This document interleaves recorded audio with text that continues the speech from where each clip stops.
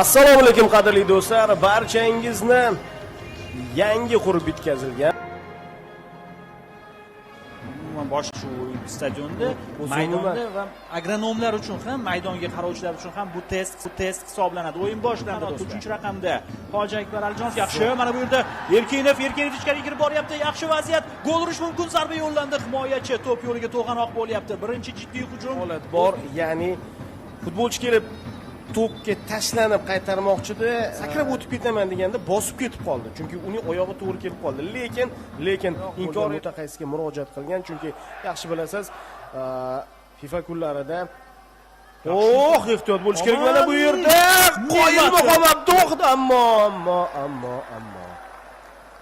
4-daqiqada omonliklar hisobni ochishga muvaffaq bo'lishdi.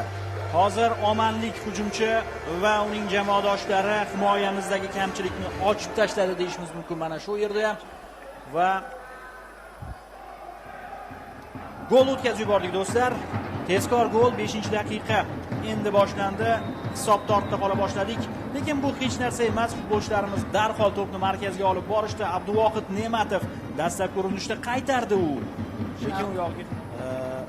Ko'rfaz futbolini yaxshi biladigan mutaxassis hozir bizga yaxshi imkoniyat yuzaga kelmoqda. Ayni jarimalarga kirib borish arafasida ega bo'lyapmiz. Biz yaxshiroq harakat qilyapmiz, ammo Iskandarov yaxshi bo'ldi. Hozir to'p o'tib ketganligi ham yaxshi.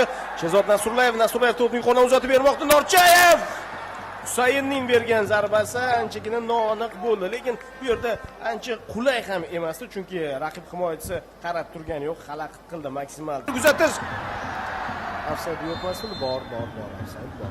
Aynan Turg'unboyevda ofsayd bor edi, lekin Husayn ortdan chiqayotgandi menimcha. Ha. Ikki uchun zo'r o'ynab bergan ham ikkinchi raqam ostida. Lekin Oman bugun rostdan ikkinchi raqam ostida o'z daqiqalari bo'lishini biladi. Hozir o'shanday daqiqalardan biri bo'lishi mumkin. Oman hujumga o'tyapti. Zarba pozitsiyasi pas berdi, bo'sh qolyapti. Mana bu yerda futbolchi jarima maydoni ichida xavfli Alijonov. Hali Eronga qarshi o'yinlarimiz bor. Mana bu Abduvohid Ne'matov. Abduvohid ikkinchi marotaba raqib futbolchi birga bir chiqib kelyapti. Ikkinchisida ham Abduvohid qaytarmoqda. Faqat birinchisida ikkinchi urinish bilan gol urib ketishgandi. Ancha muncha qaltis. Va imkoniyat davom etadi. 55-daqiqa. Hojimat Erkinov hisobni tenglashtirdi. Hojimat Erkinov himoyachilarning xatosidan keyin bizga gol olib kelyapti. Mana shu hujumdan so'ng hisobni tenglashtirdik. Endi hisobda oldinga chiqishga harakatni boshlaymiz. Biz birinchi taymda Hojimat Erkinovning klubi safida ko'rsatayotgan o'yinlari 10-daqiqada uchrashuvning esa 55-daqiqasi edi bu. Hoji Akbar Alijonov yuqoridan uzatyapti. Husayn Norchayev juda yaxshi sakradi hozir. Goldek ko'rinadi. Menga ham goldek ko'zim ko'rmadi. Ha. Ayniqsa Jiyanov. Hozir esa Alijonov uzatma amalga oshiryapti. Norchayev! Nasrullayev oyog'iga tushmay qoldi. Sergeyev ham zo'r sport formada. To'g'ri, gapir. Tovonini keskinlik bor. Iskandarov to'pni yuqoridan yetkazib bermoqda. Sergeyev. Igor Qatar bilan o'yindagi epizod takrorlanishga yaqin edi.